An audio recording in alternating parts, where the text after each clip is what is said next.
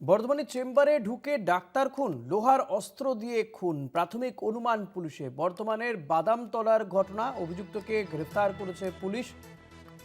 বর্ধমানে চেম্বারে ঢুকে ডাক্তারকে খুন, লোহার অস্ত্র দিয়ে খুন, প্রাথমিক অনুমান পুলিশের।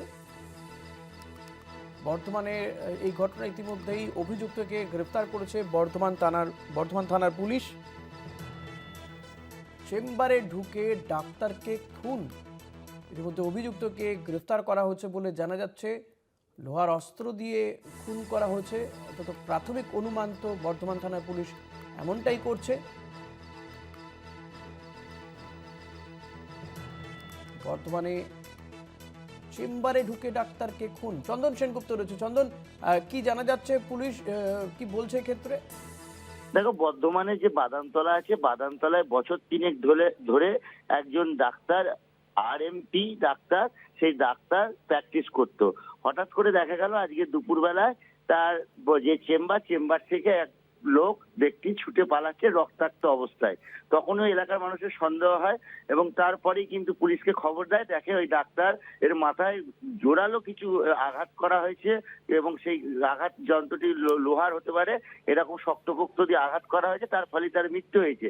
যেটা জানা যাচ্ছে যে এই ডাক্তারের বাড়ি হচ্ছে বাবুরবাগ এলাকায়, বর্ধমানের যে বাবুরবাগের এলাকায় তার বাড়ি। এবং সেই জানা যাচ্ছে যে গত কয়েকদিন আগে শক্তিগড়ে এক পেশেন্টকে দেখেছিল।